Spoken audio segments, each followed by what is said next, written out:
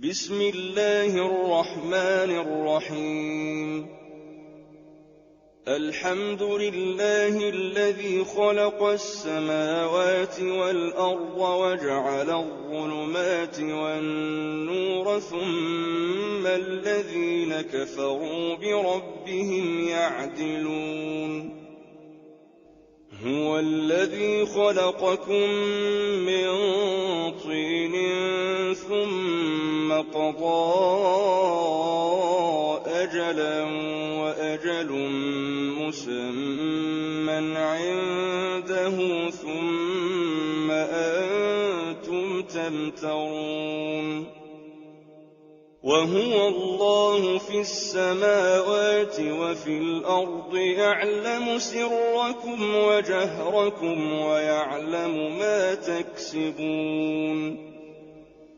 وما تأتيهم من آية من آيات ربهم إلا كانوا عنها معرضين. فقد كذبوا بالحق لما جاءهم فسوف يأتيهم أنباء ما كانوا به يستهزئون. ألم يروا كم أهلكنا من قبلهم من قرن مكناهم في الأرض ما لم نمكن لكم وأرسلنا السماء عليهم مدرارا وجعلنا الأنهار تجري من تحتهم فأهلكناهم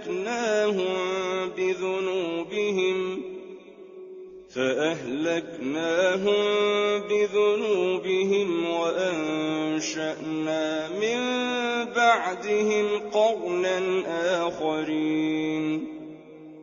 ولو نزلنا عليك كتابا في قرطاس فلمسوه بأيديهم لقال الذين كفروا إن هذا إلا سحر مبين. وقالوا لولا أنزل عليه ملك ولو أنزلنا ملكا لقضي الأمر ثم لا ينظرون. ولو جعلناه ملكا لجعلناه رجلا وللبسنا عليهم ما يلبسون.